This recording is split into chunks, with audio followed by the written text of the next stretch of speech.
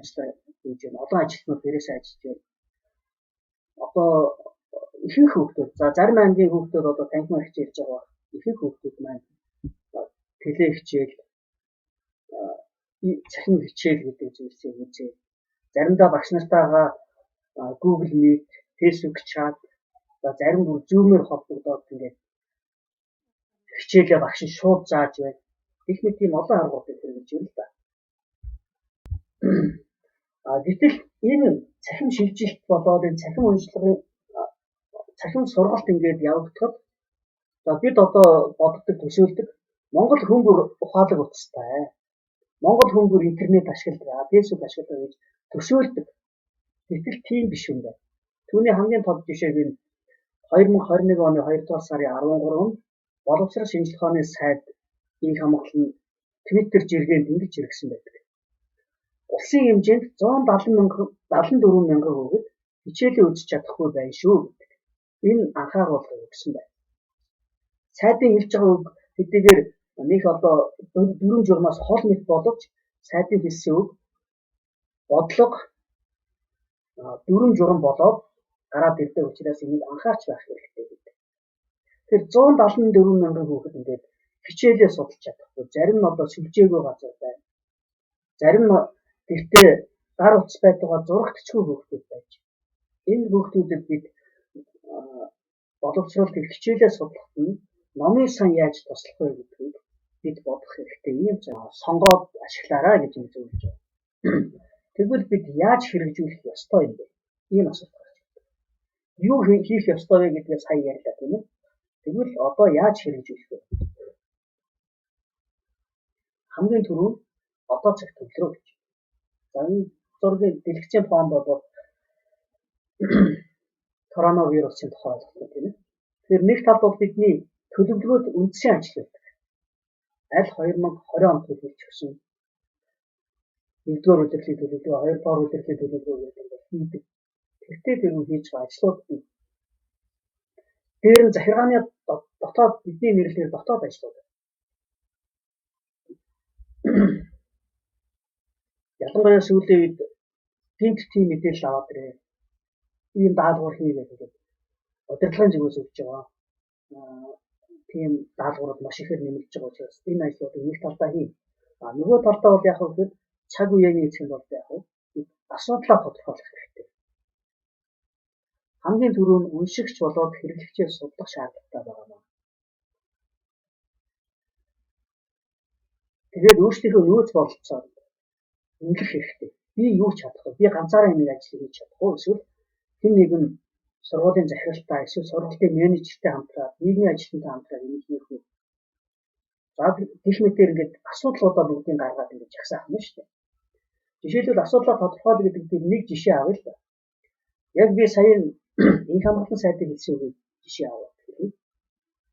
3 дугаар сарын 7-ны өдөр энэ хамгаалалтын сайд юу гэж иргсэн бэ гэхээр баяр болохоор баахан одоо ээжтэй аавда захидал бичдэг энэ компанид ажилладаг бодож чи эсвэл одоо ядаж нэрийг өөрчлөө орхиочдээ.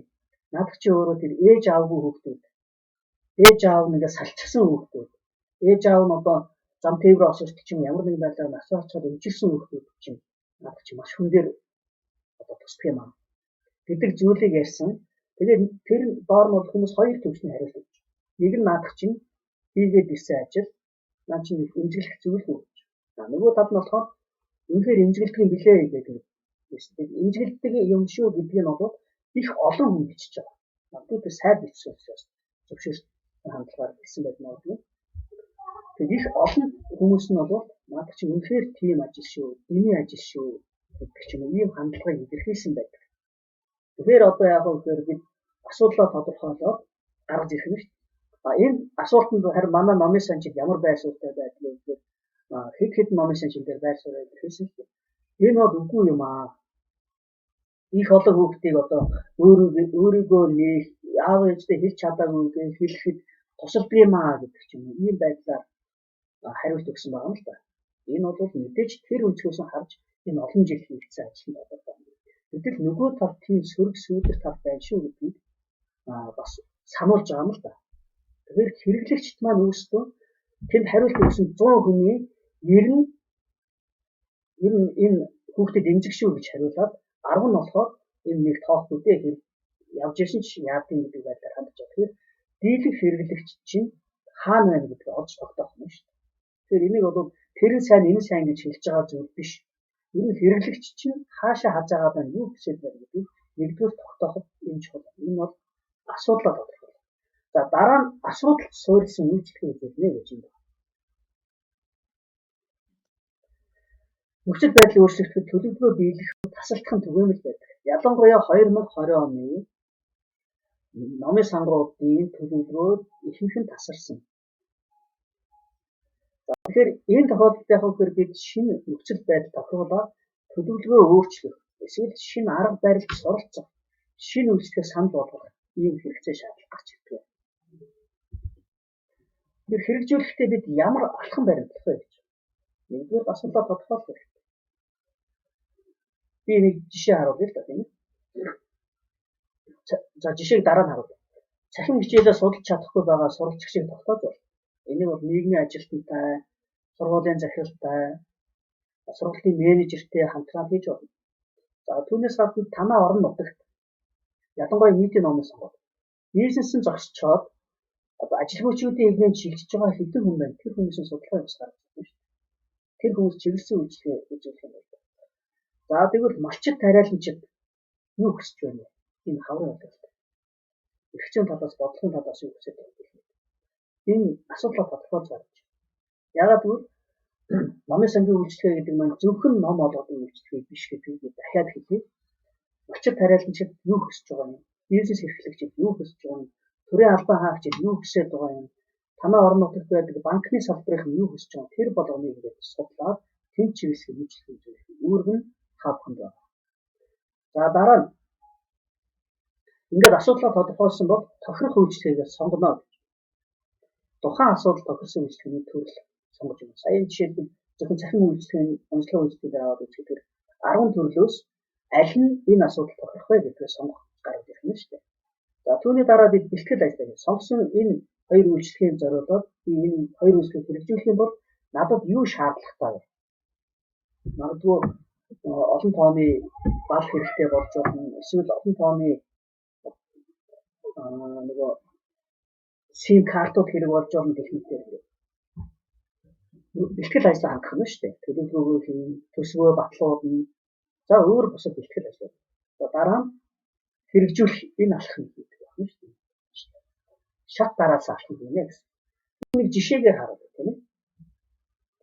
Улсын хэмжээнд байгаа 174 мянган хүүхэд хичээлээ үзэж чадахгүй байна. Энд номын сонгуул яаж тусалж болох вэ? Нэгдүгээр аймгийн номын сонгуул бол аймгийн төвийнхний сургалтын хүүхдүүдийг сургуулийн захирлуудаар ярьж аваад мэдээлэл авчиж байна. Гэхдээ бүх хүүхдүүдээр зөвхөн тэр цахим тэлээ хичээлдээ хамрагдаж чадахгүй байгаа хүүхдүүдийн судалгаа гаргах юм шүү дээ. Сумын номын сонгуул сургуулийнхаа захирал юм уу нийгмийн ажилтнтай хамтраад энэ мэдээлэл авчихна. Сумын номын сургуулийн номын сан ч гэсэн айл аль ялгаагүй. Ингээд одоо мэдээлэл аваад манай сургуулийн 1000 хүүхдээс энэ 50 хүүхэд тэлээ хичээл үзэж чадахгүй байна. Тэгэхээр би энэ 50 хүүхэд чиглэсэн ямар ажил хийж болох вэ гэдэг ингээд явна. За тэгэнгүүтээ дараа нь явах хэрэг энэ 50 хүүхдийн хэдэн зурагтгүй юм, хэдэн интернетгүй юм, хэдэн одоо юу гэдгийг зүгээр сүлжээгүй юм бэ гэх чинь. Энэ байдлуудыг харгалзаад тэнд нь нөгөө нэг таб дэх номоо хүргэх үү. Тэнд нь одоо контентоос видео хичээлийг татаж аваад талаас нь хуулж өгөх үү. Тэний навчирт номын сандаа интернет ашиглуулах уу гэдэг тэр одоо үйлчлэгээний төрлөө сонгох гарч ирнэ. Тэгэхээр дараа нь төрлөө сонгосон бол бэлтгэл ажил.